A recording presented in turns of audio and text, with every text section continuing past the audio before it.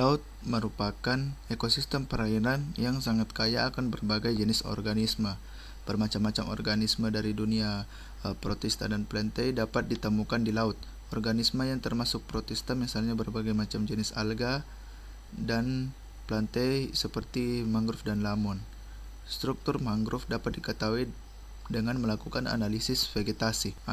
Parameter yang sering dianalisis pada analisis vegetasi yaitu kerapatan dan frekuensi. Saya akan menjelaskan tentang keanekaragaman protista dan plantae di laut. Di sini saya akan membuat petak 20 meter x 20 meter dalam area petak tersebut.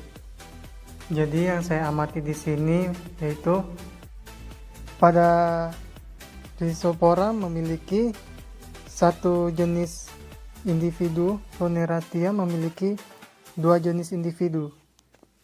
Avicennia memiliki dua jenis individu. Hari ini saya hanya mengamati tentang ekosistem mangrove yang dengan cara itu yang pertama membuat transek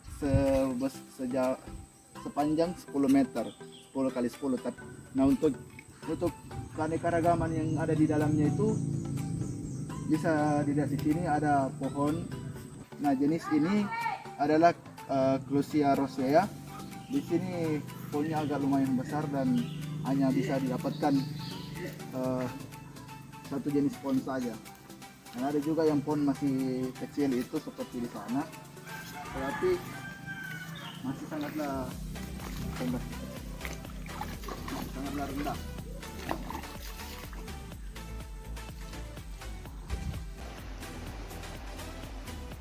Baiklah, dalam petakan yang pertama dengan ukuran 20 meter x 20 meter terdapat 30 individu dengan dua jenis mangrove yang berbeda. Baiklah, ini jenis mangrove yang pertama, yaitu Lagun Sularia racemosa. Ini adalah pohon bakau, tumbuh setinggi 12-18 meter, kulit berwarna abu-abu coklat atau kemerahan dan kasar. Jenis mangrove yang kedua yaitu Avicennia saweriana, adalah spesies pohon dalam keluarga Acanthaceae. Mereka memiliki bentuk pertumbuhan yang mandiri. Saat ini saya berada di pantai Tasikria, dan untuk pada saat ini saya akan mengukur ekosistem mangrove dengan ukuran petak 20 meter x 20 meter. Untuk jenis Avicennia alba terdapat 3 individu, sedangkan untuk Phanerothia alba terdapat 12 individu. Kali ini saya akan menjelaskan bagaimana cara penggunaan Excel untuk menghitung ekosistem mangrove, kerapatan dan frekuensi yang ada pada ekosistem mangrove. Nah, pertama itu kita memasukkan data seperti biasa, karena di sini kami menggunakan 4 ulangan, jadi masing-masing ulangan kami isi berapa yang kami dapat. Setelah itu kita menghitung bagaimana menghitung semua jumlahnya dulu, menghitung jumlah semua yang ada totalnya yang pada semua ulangan. Jadi rumusnya itu yang pertama sama dengan sum, baru buka kurung, lalu di drag saja di sini. Ya. Bagian itu dari ulangan 1 sampai ulangan 4. Lalu ditekan enter. Nah, setelah itu kita mendapatkan hasilnya. Lalu kita drag saja sampai ke spesies yang paling terakhir, yaitu J. Nah, sudah didapatkan jumlahnya NI. Nah, selanjutnya kita akan mencari nilai kerapatan individu, kerapatan spesies ke I. Jadi rumusnya itu sama dengan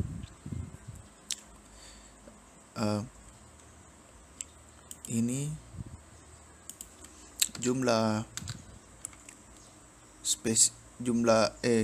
rumusnya sama dengan NI terus dibagi karena dengan luas petak luas petak yang kita gunakan di sini adalah 20 meter kali 20 meter. Nah, 20 meter kali 20 meter itu hasilnya 400 meter. Jadi kita tulis 400. Nah, sudah didapatkan hasilnya.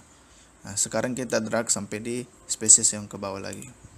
Sekarang kita mencari total dari kerapatan nilai kerapatan spesies KI. Pertama kita masukkan rumus sum sama dengan buka kurung, drag dulu ya dari nilainya semua yang di atas, baru di enter. Nah, ini sudah kita dapatkan semuanya.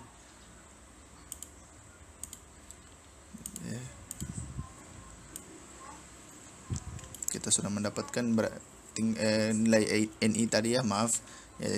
Yang sekarang itu nilai N-nya, nilai KI. Kita drag saja begini. Oke, berarti kita sudah dapatkan hasilnya 0,0775. Nah, selanjutnya rumus frekuensi. Nah, frekuensi itu bagaimana suatu spesies itu dia munculnya berapa kali pada setiap ulangan. Jadi kalau misalnya di sini kan ada 4 ulangan. Misalnya Rhizopora ini munculnya cuma 1. Bukan berarti satu individu yang dimaksudkan, tapi berapa kali di ulangan mana saja dia yang berada ya. Jadi misalnya kayak yang Rhizopora, dia dari 4 ulangan dia cuma muncul 1 kali, cuma muncul di ulangan pertama. Nah, maka itu kita harus menggunakan rumus CONIF. Nah, CONIF ini agak rumit memang kalau ada kesalahan seperti memasukkan nilainya saja, jadi bisa hasilnya tidak sesuai yang diinginkan. Jadi perhatikan baik-baik. Nah, pertama kita pakai ini, baca ya, di sini ada tulisannya range. Nah, range itu kita drag saja semua ulangannya. Ada datanya dulu ini semua di drag yang bagian Rhizopora sampai ulangan dari 1 sampai ulangan 1 sampai 4. Terus di sini ada tulisannya pakai titik koma. Biasa juga di laptop lain ada yang pakai koma, tapi di sini saya menggunakan titik koma. Jadi perhatikan baik-baik. Titik koma, nah, baru masuk. Kalau sudah di bold kriteria ini, nah, kita masukkan kriterianya. Nah, kriterianya itu tindis dulu, kutip, tanda kutip 2, tulis. Jadi jika itu kan if artinya jika tuh, jika berarti 0 lebih besar, maaf itu salah, 0 lebih besar dari jika angka yang dimaksud pada ulangan itu lebih besar daripada 0, itu maka di hasilnya akan dihitung, maksudnya akan dihitung sebagai angka 1. Jadi terus dibagi 4. Nah, sudah didapatkan 0,25 karena ulangan 4 dibagi 4 itu karena ada ulangannya 4. Nah, misalnya jadi kita drag saja begini terus ke bawah. Nah, ini kan ada 0,25, ada juga 1. Nah, kalau 1 ini maksudnya berarti berarti efisiennya ini ada semua pada setiap ulangan. Ya begitu. Nah, kalau 25 yang berarti cuma 1 kali. Kalau 75 berarti 3. Ya begitu. Terus kita jumlahkan lagi totalnya. Jadi 2. Terus untuk kerapatan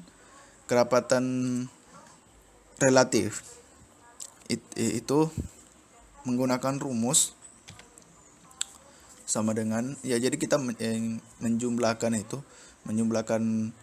kerapatan ini dengan totalnya. Jadi pertama kita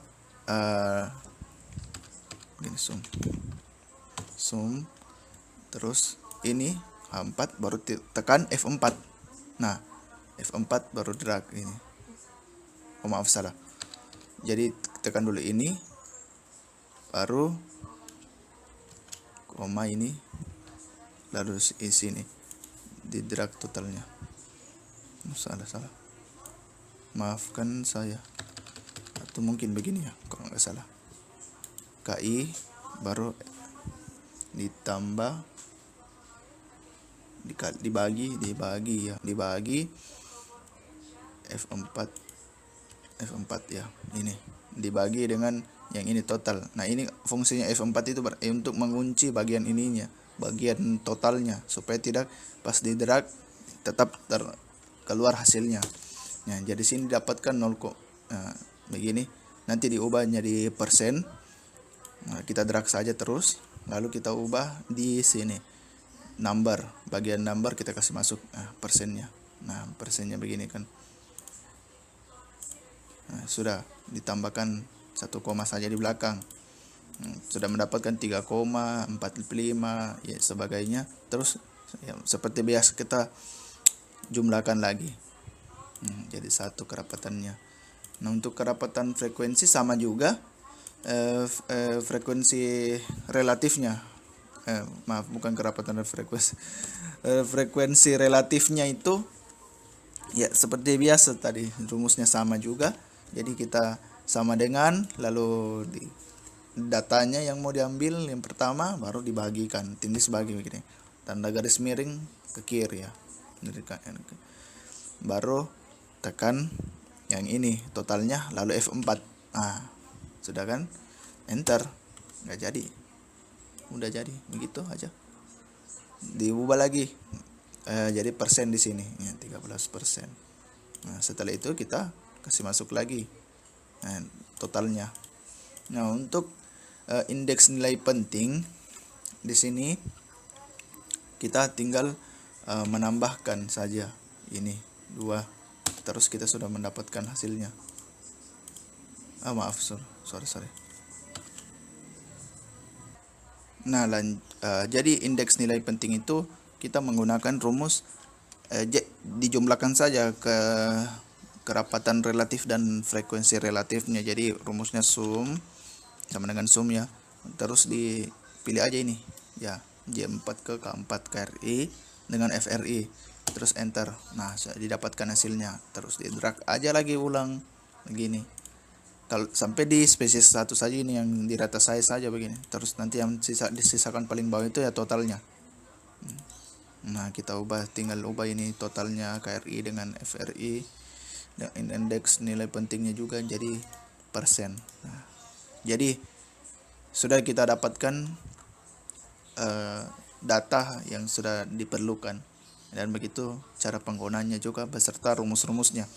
Jika ada yang ingin ditanyakan, nanti ditanyakan ke pertemuan selanjutnya atau di kolom chat. Terima kasih. Pada praktikum kali ini kami sudah mengamati keanekaragaman protista dan plantae di laut. Setelah didapat, ternyata jenis Avicennia merupakan penyebarannya paling luas dan yang paling baik ditemukan di setiap ulangan di praktikum kami, dan merupakan spesies yang tumbuh cepat, biasanya untuk membantu pencegah erosi pantai. Pada jenis spesies ini, Rhizopora merupakan yang paling sedikit didapat pada ekosistem mangrove. Dari hasil praktikum yang kami laksanakan, maka kami dapat menarik kesimpulan bahwa pada mangrove ada 4 jenis yang didapat, yaitu spesies Avicennia yang merupakan spesies mangrove tropis yang termasuk keluarga Acanthaceae yang merupakan spesies yang tumbuh cepat, biasanya untuk membantu pencegahan erosi pantai. Selanjutnya, spesies Rhizopora yang merupakan genus pohon bakau tropis, terkadang disebut bakau sejati. Lalu ada spesies Soniratia yang hidup di bawah pohon bakau yang termasuk keluarga Licheniaceae, dan Laguntularia racemosa yang biasanya tumbuh di pedalaman hutan bakau lain.